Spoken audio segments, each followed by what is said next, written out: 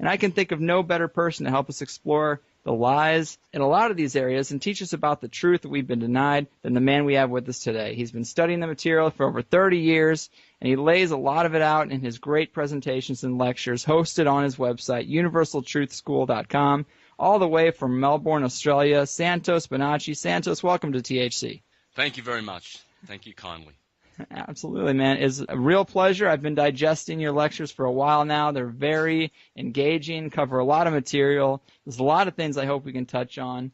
Thought a good place to start is with this short little paragraph I found in the description of your Reclaiming Dominion lecture. I think it really summarizes the case I'd like to make in the first half of the show, which is the inventions from the kingdom of ideas that is Rome are the Gregorian calendar, the Latin language, capitalism, fictional Christianity, democracy, canon law, maritime law, phony money, and the corporation. All of the above are fictional creations of the elite families of the world through which Rome has subjugated and enslaved the whole inhabited earth. Wow, that is a powerful paragraph. Can you elaborate on some of that for us? Yeah, well, Rome has been at it for a long time, in particular the elites. These families have amassed wealth and kept it in their family lines for a long, long time. That's the secret of their control over the rest of mankind. It's the wealth, you see. They can buy all the support they need. And these families actually got the coup of the century, last century in 1913 when they got their new charter. They had two previous charters in the United States, but this was the third charter of the private central bankers. And the families were all represented there, you know, the Rothschilds and the Rockefellers and the Morgans were all the Warburgs, the Schiffs, they were all there, and they chartered the Federal Reserve. And so through that, Rome has controlled the masses because it is a Jesuit organization. It's run by the Jesuits and by the Vatican. They run everything, really. They sort of they do everything behind the scenes. It's a shadowy cabal. This Roman elite world that we live under, and one thing that must be understood is it's not just the money component that controls mankind, and it's not the political and the positive law that comes from Rome, but the third branch would be the religious side of it. The ecclesiastical system is behind all of it. They run the courts. They run even the politics, because the politics, for instance, your local councils and everything like that, they all obey the parishes. It's not the other way around, you know. Mm-hmm. So the land that we live on is parish and council, or you know, we could call that the political part of the aspect of the corporation. You see, I don't know what you have there in your country, but here we have councils, municipalities. You know, in America there's boroughs, counties. The Jesuits have provinces, and they trump the political system. So it's all ecclesiastical. When you go to court, you're going to a bank, and the judge is an ordinary, which is an officer of the Inquisition. He has to his right or to his left, he will have a clerk, which is nothing other than a cleric. And that's the most powerful man in the court, by the way, the cleric, the clerk. And of course, the whole lot of it, I've exposed this in my presentations at length. Mm-hmm. How the whole thing is about paying indulgences. And the scrivener notaries are the ones who write the indulgences, because that's what scrivener notary means. It means a writer of indulgences. And so every summons and every piece of court document is actually, they are indulgences. So the Inquisition's still on, and it's all ecclesiastical. So the elites have got it down pat. They know how to control the masses. It's political, it's financial, and it's religious. And it's all run by Rome. I mean, it's really fascinating. One thing I've heard you talk about before that I hope you can elaborate on is the truth behind the birth certificate. You know, I always thought it was a little silly that we needed it, but apparently there's an underlying meaning to why it exists. Yeah, well, it's supposed to be a protection for the individual legally, but because the bank system has usurped the natural organic government, if there ever was such a thing. I mean, it's right. People do still believe that the first Constitution of 1778 was really an authentic organic document to just not to establish the rights because they are God-given, but to declare the rights of the individual. And so they think it was a fair organic document, whereas other researchers beg to differ. They suggest that it was, just something for the elites to protect their wealth. Mm-hmm. But they made it appear to be a constitution and a Bill of Rights and Declaration of Independence and all of those, the Articles of Independence and whatnot, which spawned the Republic. But see, what happened was there was the 1871 incident, and that's after 10 years of amending the Constitution and all sorts of things from 61 to 1871, that decade that Abraham Lincoln lived in. They defined the person, they redefined person, you see, and they gave corporations personhood. And then in 1871, of course, they enacted the new government in D.C., you see, and that's the Vatican government. So in that decade, the Vatican came back to take its rightful place because from their perspective, they were the ones that funded, the elite families funded all the first ships that came over and established colonies and companies and what have you. And so therefore they continue to see that as their property. That's why the New World was always considered to be the property of England or the property of France or of Holland, of these conquering countries. But behind them all was the Vatican because they had the so-called treaties, like the Treaty of Tordesillas. I hope I got that right. Yeah, Tordesillas. I usually say Tordesillas and people pull me up. But anyway, yeah, the treaty there, where the Pope of the time, I think it might have been Alexander, the one they're making the current movie about, the Borgia Pope. He was Spanish, and I think it was him, that one. And they signed this treaty, and in 1493, and gave the lands to between the Vatican families, whoever they are, and the so-called Columbus families. And that's the contract, and they always defer back to that. Yeah. So this ownership thing where they tell you can go and get a plot of land, which they call a lot, an allotment, go and grab that and we'll give you a title and you can own it. Well, it's an illusion because they really don't give their property up that easy. So they know that from behind the scenes, from on top of the system, they control it all because they have the treaties. They have the contracts, you see. Mm-hmm. And the Vatican has the contract that trumps them all, all of them. And that's the Holy See, the Crown and the Commonwealth. These were well established in the days of Constantine and even further back in the days of the Flavians and even back further in the days of the Julians.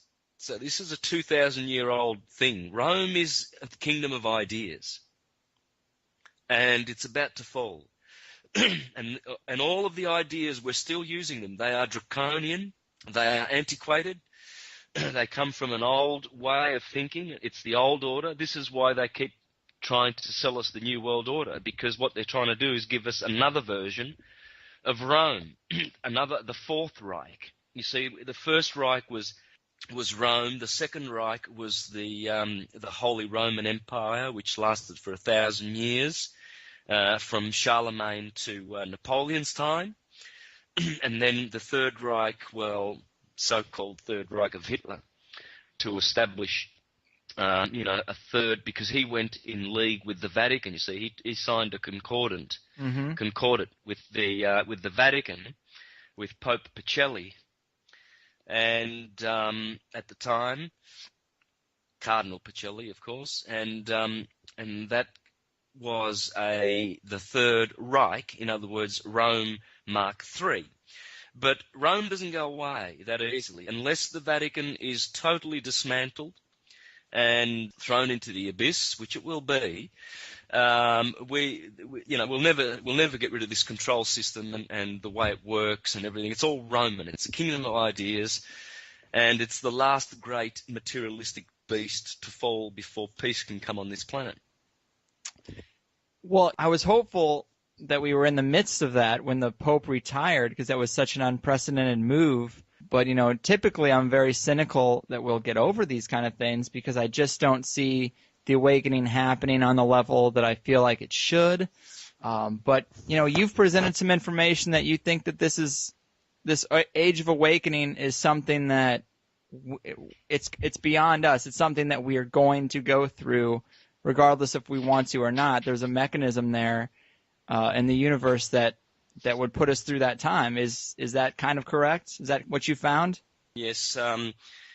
This is a process. This is the way the universe gets things done. I mean, everything ascends like a distillery, like water. Mm-hmm. The sun in the solar system is able to draw the molecules of water and separate them, and is able to cause the water, which is quite heavy, but just the warm rays of the sun in the atmosphere, pull the water up and cause the clouds. And the philosophers explained that this is how the sun draws souls. The sun, the solar, is not only the chief vital force of the solar system, but it's the chief spiritual force. It's the spirit part of our nature.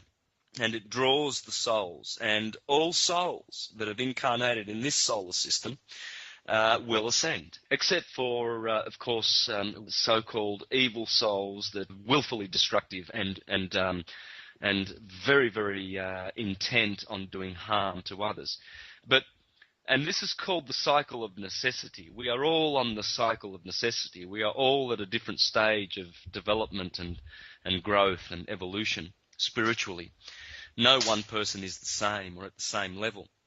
And that's because we are on the cycle of necessity. And in the scriptures, in particular in, I think it might be Matthew chapter 16, if I'm not wrong, where it talks about there that an owner of a vineyard, he contracted some workers for 1 denarii to work for a day, which was to the value of a day's labor. But the beautiful parable, it's a beautiful parable, and it explains how we reincarnate in the cycle of necessity and how we graduate from this cycle as we do the good work. So some are ascending quicker than others, and the only reason we have holy scriptures and holy saint-like people in history is to push that process along, but it's going to happen naturally anyway. All things will be drawn to the Creator, to the light.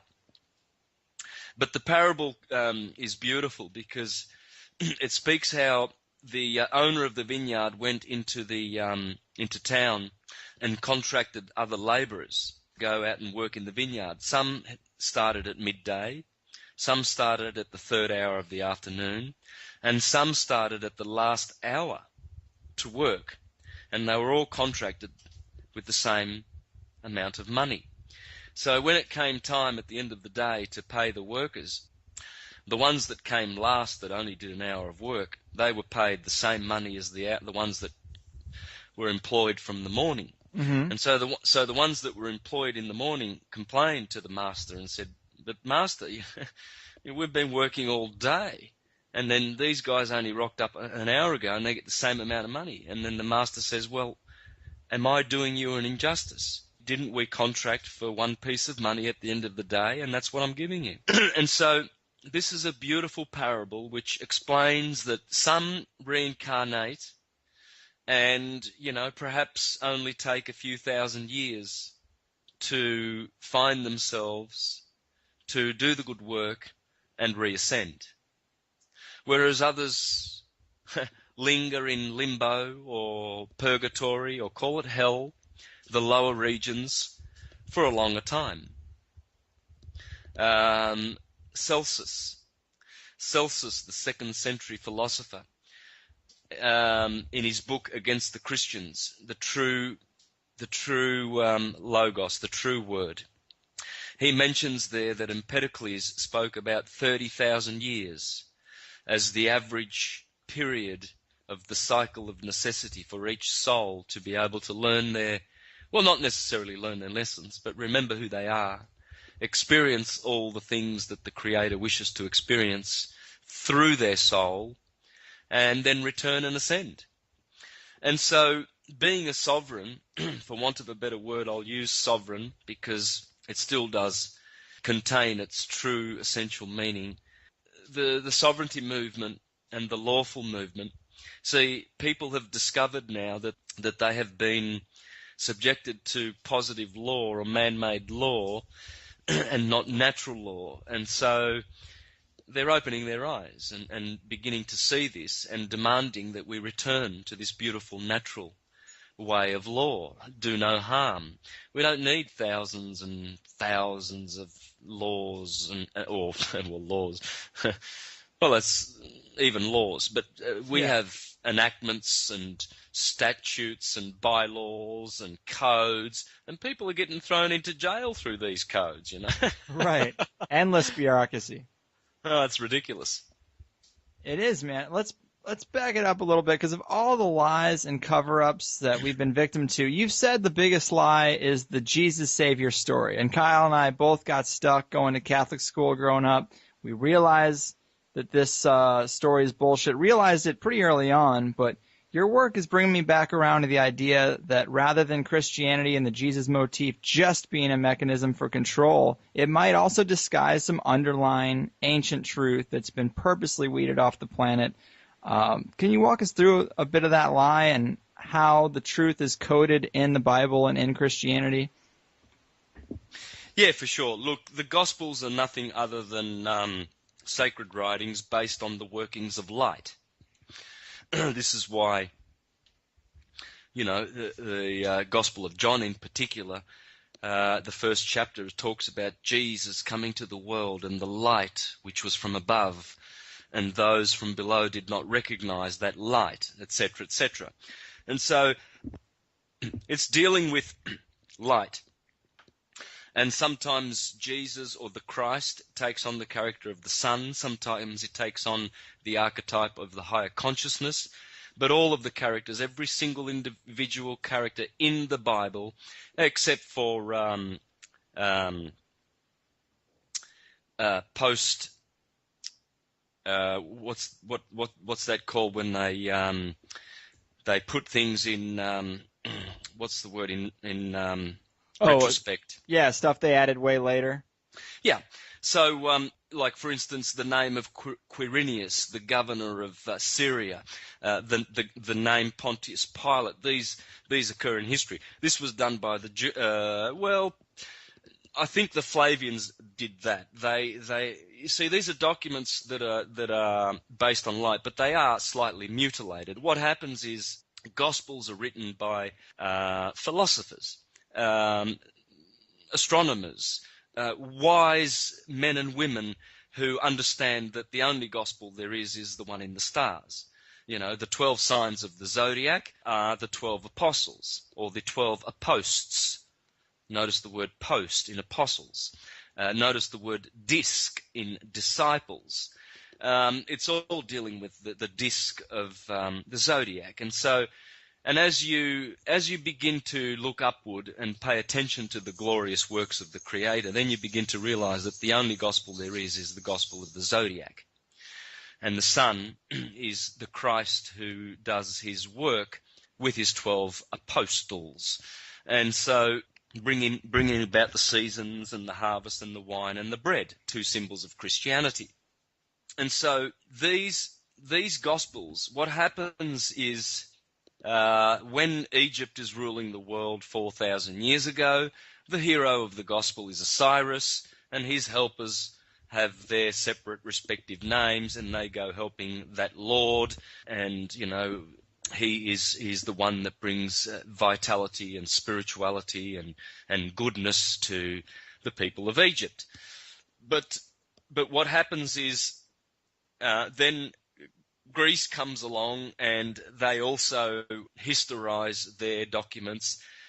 Plutarch, in the 1st century, the priest of Delphi, he said that there was a certain guy called Ephemeris, and he said this idiot Ephemeris went around the globe collecting myths and legends and historicizing them and bringing them down to earth and making them literal human heroes.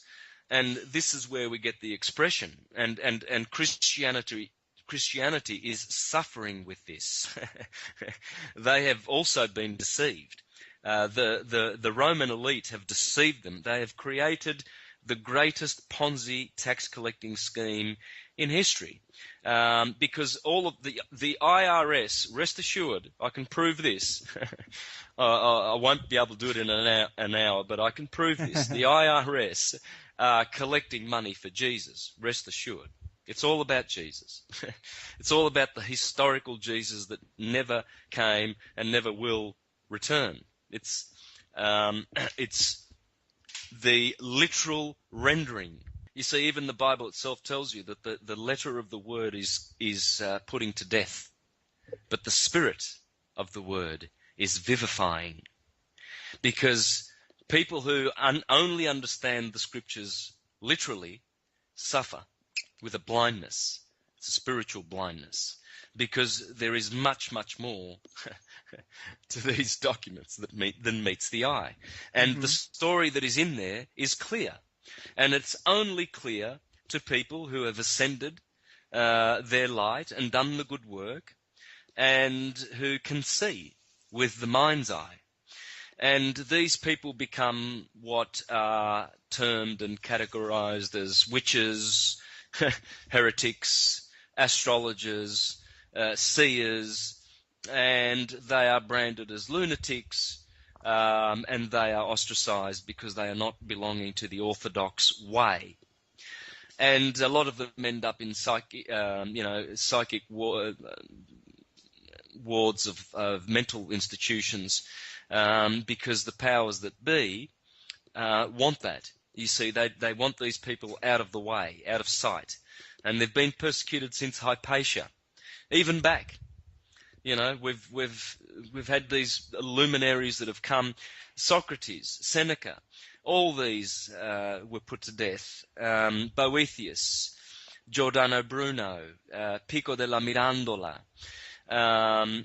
All of these guys were teaching exactly the same thing as I am. I'm not original at all, you know. I'm just standing on their shoulders, and I feel like an idiot when I speak compared to them, you know. And so because I'm just a baby novice student of the great knowing ones of the past.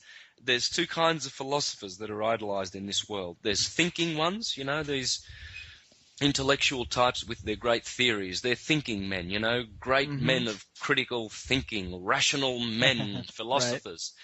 They're basically just idiots, you know.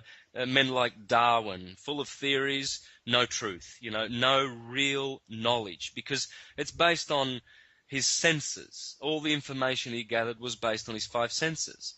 And Walter Russell says that this is imperial reductionism. Is that right? I'm just having a bit of a... I don't know, man. Well, yeah, what I'm trying to say is that they are gathering their information by what they observe with the senses. It's not knowing. Right. You see, so this is one kind of philosopher. They get Nobel Prizes and awards and all sorts of things. And these philosophers are glorified in the universities today, whereas the true knowing philosophers, your Pythagoras, Orpheus, Plato, these men, we seem to, treat them now in the universities like, oh yeah, a bit strange kind of people, those people, but they've got some genius about them. But it's the thinking ones these days that are praised. This is why we have Hegelian dialectic and we have Malthusian schemes. Because they get the elites get their teachings from their favourite thinking philosophers. Absolutely.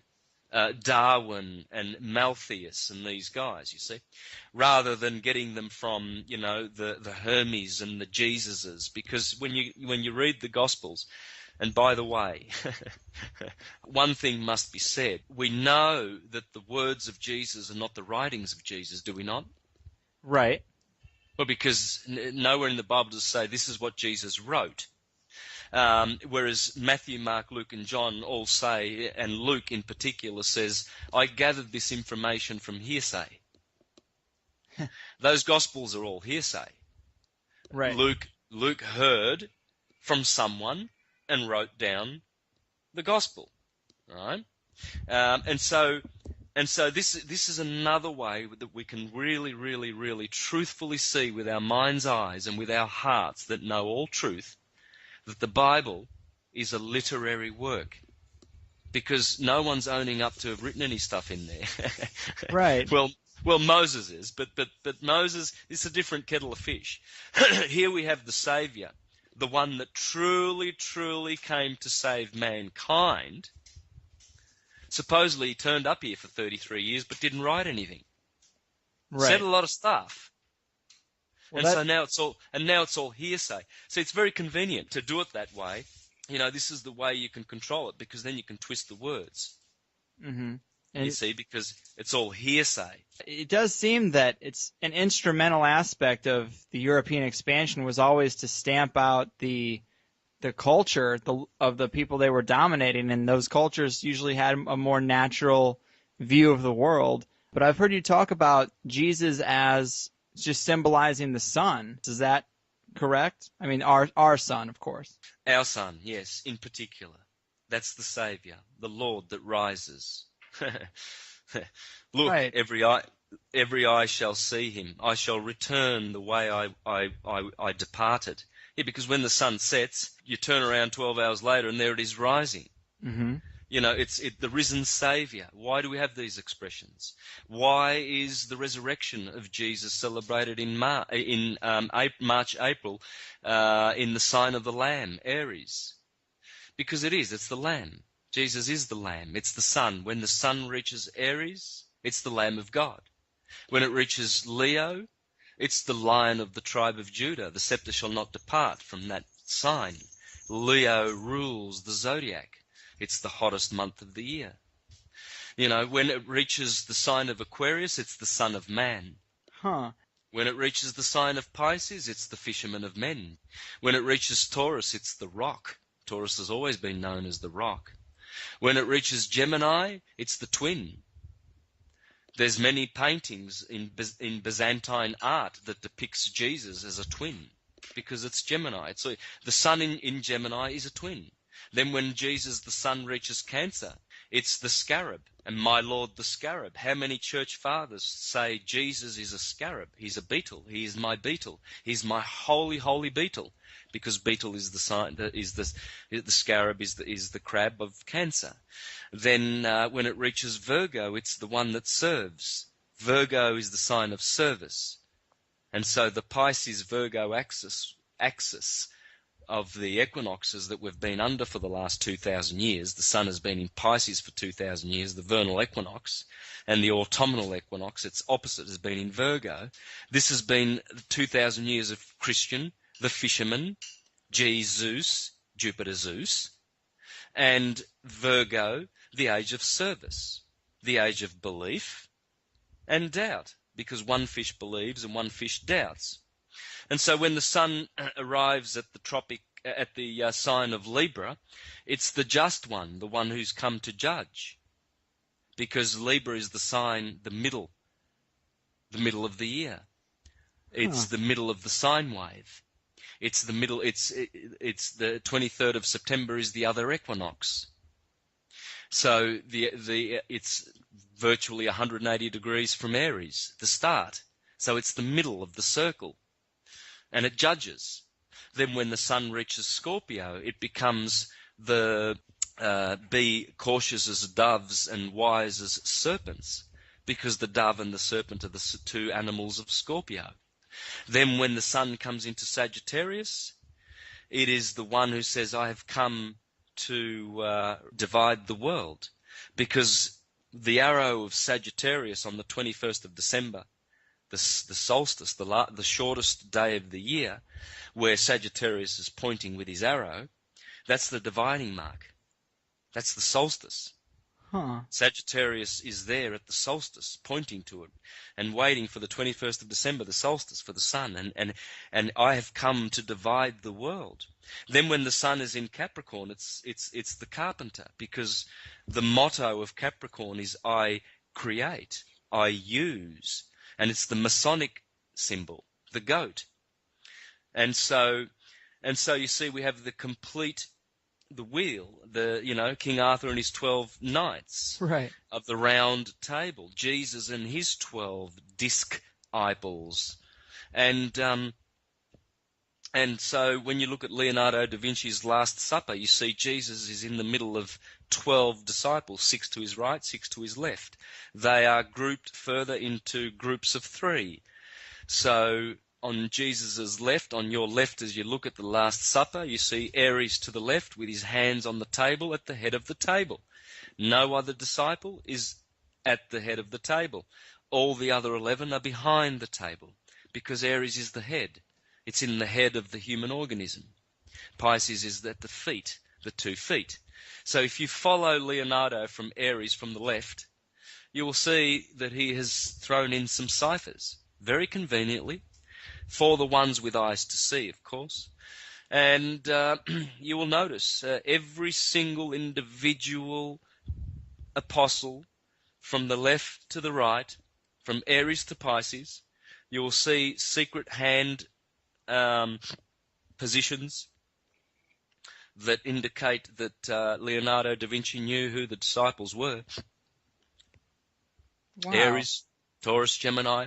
In fact, when you get to the third, you can do this right now. You can Google the Last Supper and go to images, and you look at the third disciple from the left, and you'll see that he's sitting there with his 2 hands in front of his face, almost obscuring his face. Yes, well, because the 2 twins, Gemini. The third sign is Gemini. It rules the arms and the hands, the shoulders, and the 2 lungs. Yeah, I'm looking at it right now. That's pretty interesting. He's got both his hands up, palms up. And to Jesus' left, you will see a green Venetian ruler of Libra with her arms outstretched. Why is that very effeminate-looking apostle stretching out his arms? Is he yawning? Is he tired? Or is she? Because it's Venus. And to Jesus' right is Virgo, and Cancer is pointing to the Adam's apple, showing that there is no Adam's apple in this disciple. It must be a woman. Well, it is. It's the Virgin. And so these knowing ones, Leonardo was not a thinking philosopher. No. He was a knowing one. He knew the science, and he was conveying that through his art to the world, leaving them a message saying, one day when the Enlightenment comes in 500 or 600 years, when Saturn returns in the age of Aquarius and Uranus, you will understand this picture, and you will know where I'm coming from. You will know that I knew the science of all sciences, called the perennial philosophy. That's fascinating stuff, man. Yeah. That's that definitely painted a little bit of a picture for me. But one other thing I really wanted to get to, it's probably a slightly lengthy topic, so we should probably try to get it in. The ascension story and the whole ascension into heaven story is an analogy for human enlightenment. How does this relate to the pineal gland? Yeah, well, in the Bible, The pineal gland is called Penuel, and that's the place that Jacob, the place where he saw God face to face, and he called that place Penuel, which is, just a play on the word pineal. It's the pineal gland. Mm-hmm. Because Jacob, when he ascended the ladder, he had a dream. He placed his head on a stone. That's the stone of Scone, or the sacrum, which is the second most bottom portion of the spinal column, the vertebrae, the 33 vertebrae.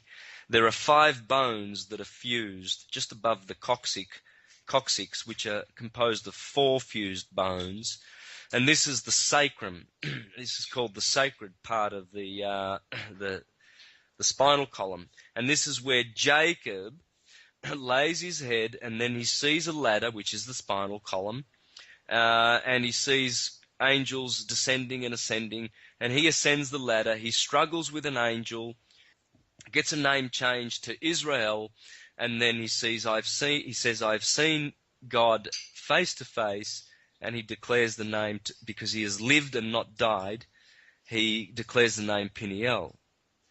And so what this is secretly talking about in the esoteric understanding of the scriptures is that we are ascending the beautiful oil, which is called if you look at Santos anatomy or Gray's anatomy, it will be called chrism. The fluid in the cerebrospinal system, which is produced in the claustrum, in the cerebellum, in the cerebrum.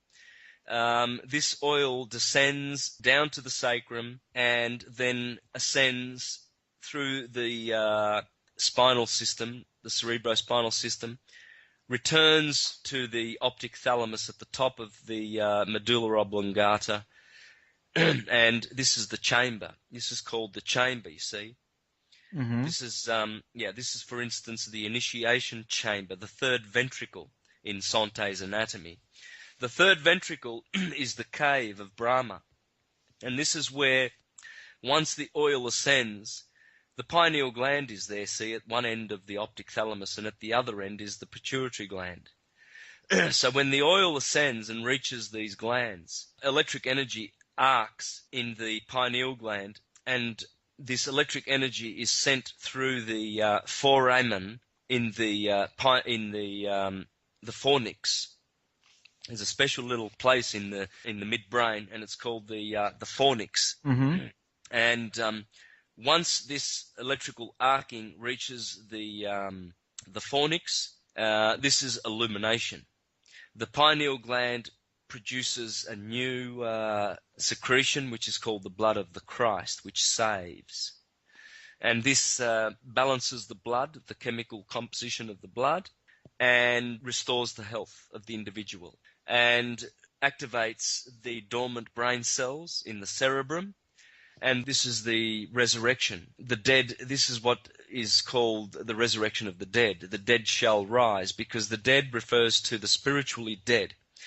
No one is saved, quote unquote, unless they have restored themselves to their higher processes, to their higher state, and remembered who they are.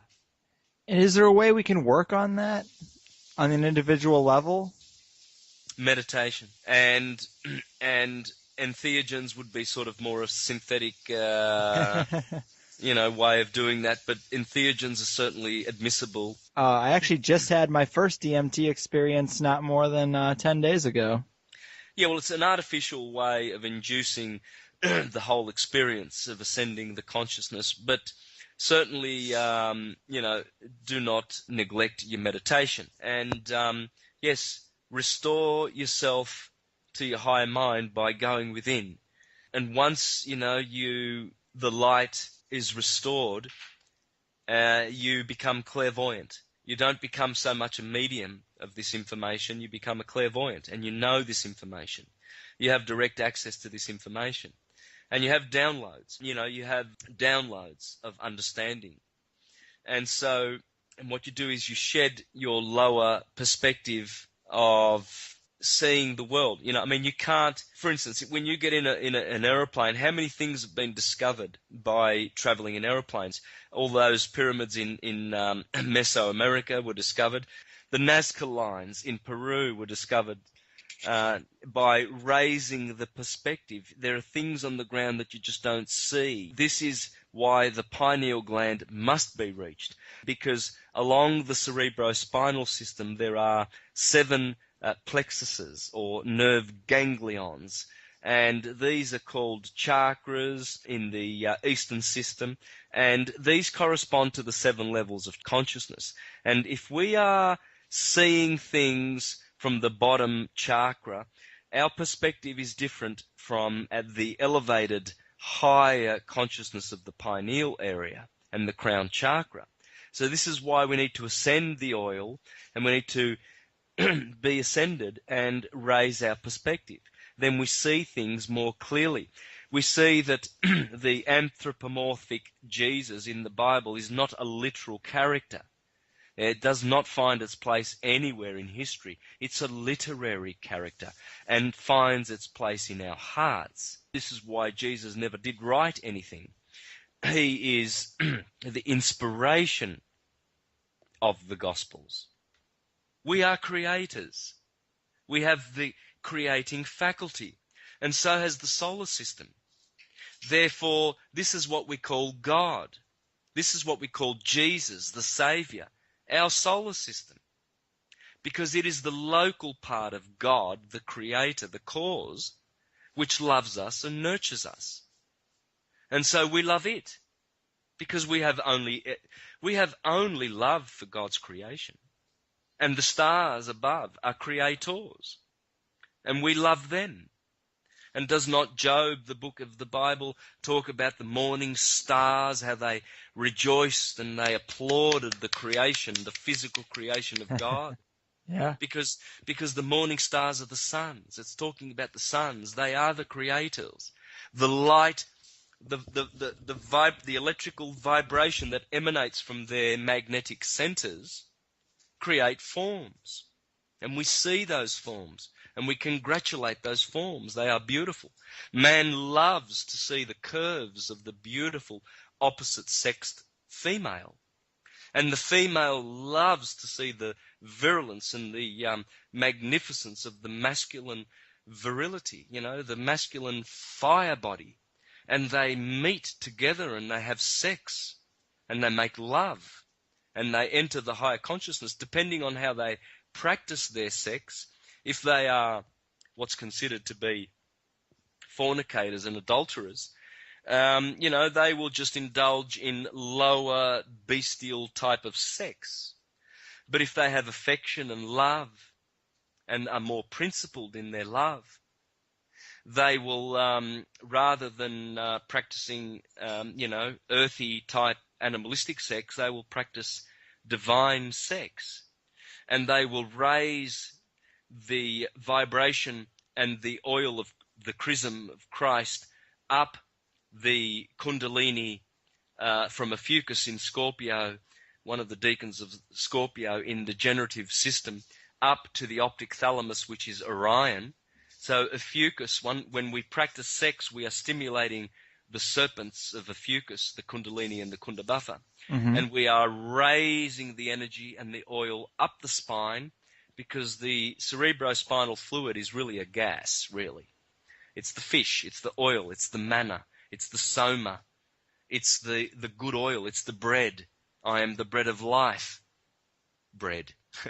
And so, as we ascend it, and we practice more divine sex in the head, we raise the vibration of our sexual practices, then we have orgasms in the head rather than in the testes, which is actually discharging the electric and magnetic forces of the organism.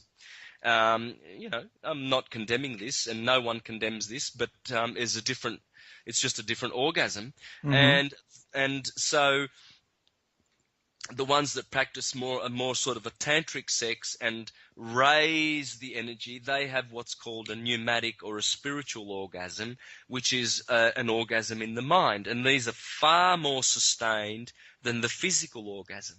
The physical orgasm is fleeting, but here one is able to experience their own blissful godlike nature. This is why animals and human beings that have physical orgasms rather than spiritual orgasms desire to have the orgasm, because they want to know and experience their true nature and get in touch with it. But the philosopher, he or she declines from having this type of orgasm and seeks the one beyond the physical, which is more emotional than spiritual than mystical. There's 4 levels. There's the physical orgasm, there's the emotional, there's the spiritual, and the mystical. And they have to do with earth, water, air, and fire. And so when you realize and understand this science, you begin to free yourself. You'll know the truth, and the truth will set you free. Churchgoers are bound. This is what church means. A religion, relegare, is one derivative of religion. The other one, it would be to reveal the doctrines of truth. And so, there's always a spiritual and a physical nature to religion. And this is why people hate religion, because they see it as a physical thing, a mechanism, and they see religions, which are just corporations. Yes. They can't be anything but corporations, because there is, Christ is and always will be the Christ within. Colossians 1:26 and 27. Only the ignorant ones, according to the Apostle Paul, do not know this sacred secret. And hence are waiting for an external Saviour. The Christ is the process of the chrism and ascending the oil and the consciousness within. One saves oneself within, and this is why Christ is known as the Saviour. When you talk about these energies rising, it reminds me a lot of the coiled serpent energy, and this connection with the serpent and also with sex and the feminine. I think with Christianity in particular, their origin story in Genesis, the scene with Adam and Eve and the serpent and Yahweh and the tree of life, I think it is meant in a certain way to diminish the feminine, to diminish sex, and then they instill with their morals all this shame about sex. So it seems like there's an intentional effort to move us away from this. Only from the controlling elite. So the intent is not in the scriptures themselves. These are literary, beautiful truths, and their beauty has been bastardized. Exactly, beautiful word. There you go. And that has been done intentionally by the pedophile elite, who want nothing more than to control people through all these corporate religions. They are all fictional. They all only exist in the imaginations of the duped that go to these churches, and there are, I believe, now 30,000 registered so-called Christian denominations. All of them are false. They're all condemning each other, and they're all telling you, if you listen, that they're all going to hell, because that's what the Mormons are saying that the Seventh-day Adventists will do, and the Seventh-day Adventists are telling you that the Pentecostals will, and so they all will. And so what we have is, a system of great deception. And who does it serve? It serves the controlling elite. And what for? What is this the world they want? Is this the world they want, where they have to invade other countries with their partners, and they perform operations? Libya was 2 years ago when they decided to go into Libya to kill Colonel Gaddafi. That was an operation. Right. And Hillary Clinton was selling that as our partners. These are corporate crimes. You see, these days, these corporations, these partners, they get together and they go around invading other countries to steal their oil and to steal their freedoms and to install central Rothschild-run, Rockefeller-run, Vatican Jesuit-run central banks. Right. And whoever doesn't comply falls. And so there's murder and bloodshed in country after another. Look at Argentina in the 70s and Chile in the 70s. Look at Indonesia and look at Vietnam. Look at Korea. Yeah. Look at time and time again. Yeah, Iraq and Afghanistan. And this is just corporate bloodshed. Is this the world that they want? Do they want to be the rulers of shit? Because that's it. They're the rulers. Oh, well, they must congratulate themselves and feel very proud of themselves when they go to their Bilderberg meetings. And, there's Kissinger at one table and, and there's the other imbecile, what's his name, the other idiot who founded the Mujahideen in Afghanistan. And they would be congratulating these types, the Kissinger types, they'd be congratulating themselves at the Bilderbergs for being the controllers of all of this, in their think tanks, in their meetings when they get together to be the controllers of all this shit. So, congratulations. They get, Barack Obama gets a Nobel Prize for being, one of the powerful boys of ruling all of this world of shit. There's right. security cameras everywhere. Before you board a plane these days, you've got to go through full body scanners. They want to put their fingers up your bum to see if you got some sort of a cracker or some dynamite up there. They want to feel what's in your pants. They want to control everything. Well, this system now we're tired of this, and even the elites are tired of this now, and there's many of them defecting and wishing for a better world. Why would you disempower the world so that they distrust you and hate banksters and hate, the controlling elite? Wouldn't you want to be loved? Wouldn't you? Why don't they just let go of this controlling system and the pedophilia and the people trafficking, the guns traffic and everything, because it's a world that's just full of turmoil and trauma, and they get to be called the bosses of it.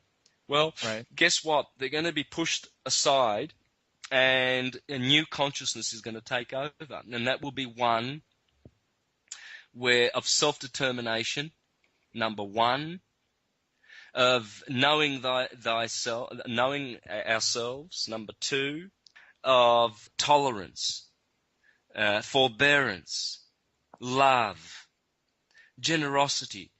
To have a currency, not a fictional currency where a ruling elite derive financial benefit by just loading interest onto it. We can have a currency of love. I can say to you, brother, you know what? I'll do an hour on your show. How's that?